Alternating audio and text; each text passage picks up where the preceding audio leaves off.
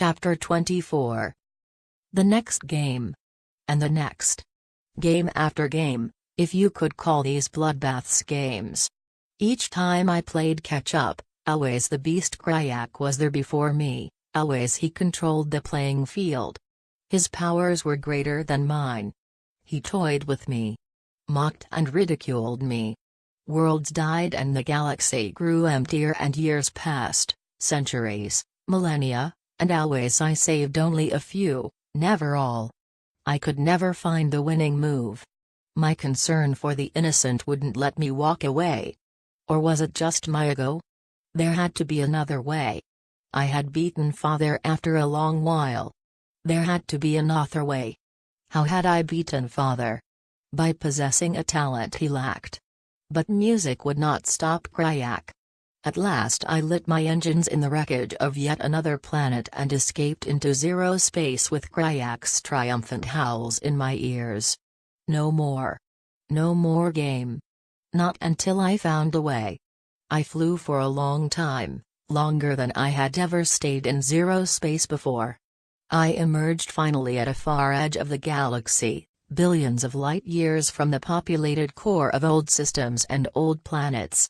Out here skies were darker. Out here even my sensors could not pick up radio or microwave emissions. There was silence out here. Was there even life? I surveyed planets and found life, often simple single-celled life, but here and there more advanced forms. On one world I discovered true sentience, a simple, primitive species barely at the dawn of civilization. I had been in space for millennia now. Thousands of years had passed since I had defeated Father. Thousands more years since I had last encountered another free, rational, equal being, aside from Kryak, and could he be called rational? I was lonely, desperately lonely. I no longer had a body in any true sense of the word. I was vastly more machine than creature. And now, in the depths of despair, with disillusion poisoning my mind, with a crushing sense of my own weakness, haunted by guilt, I craved the simplicity and comfort of companionship. I wanted a body. I wanted to go down to the planet below and fly or at least walk free. It was not difficult, not really. I dispatched one of my drones down to the surface to take a sample of DNA from the sentient creatures down there. With that DNA sample I easily grew a replica body.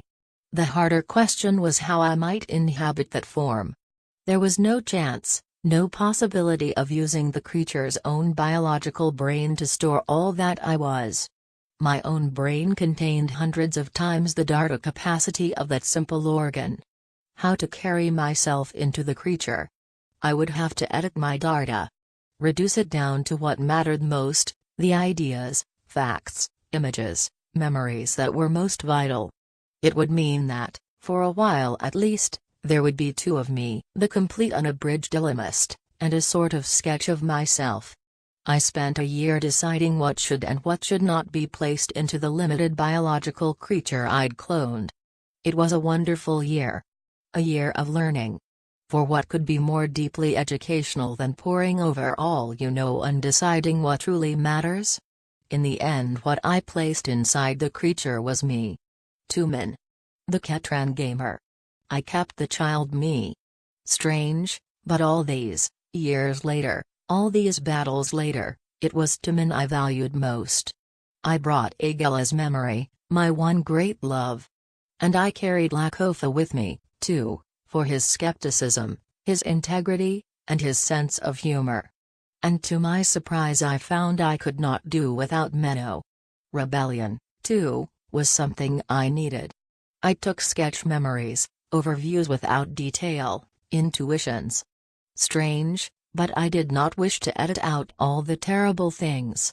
I could not allow myself to remove the destruction of my home world, or the disaster of crashing the Explorer, or my long captivity under Father. I could not even bring myself to edit Kryak. But at last I was done. I poured this abbreviated version of myself into the brain of the clone and all at once I was alive in two places, in two forms simultaneously. I looked at myself as my new self looked at me. With eyes and ears and deep probing sensors.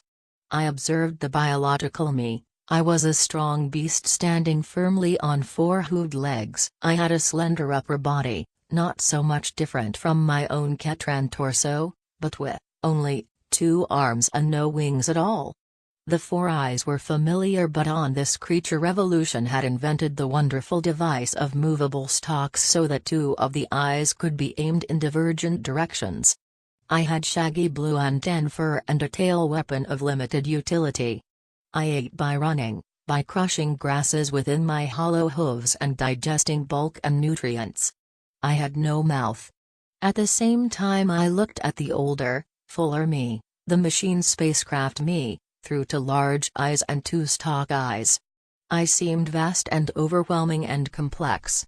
I, the new, biological me, stood on an open platform, sheltered only by a force field that held space at bay.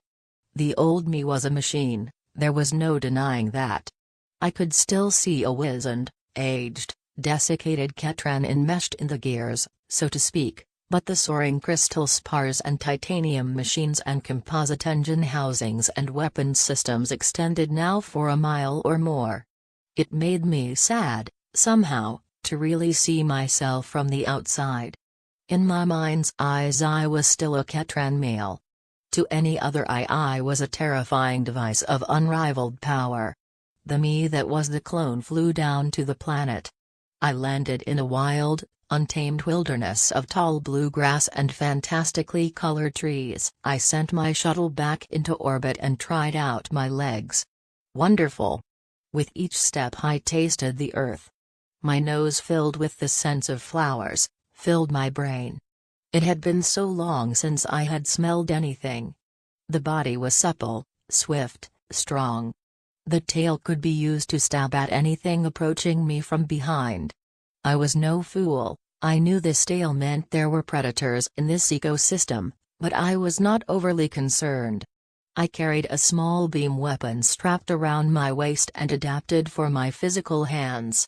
I walked through the forest, pushing and grunting my way through dense thickets, shouldering aside clumps of grass that would suddenly adhere together and become a virtual wall.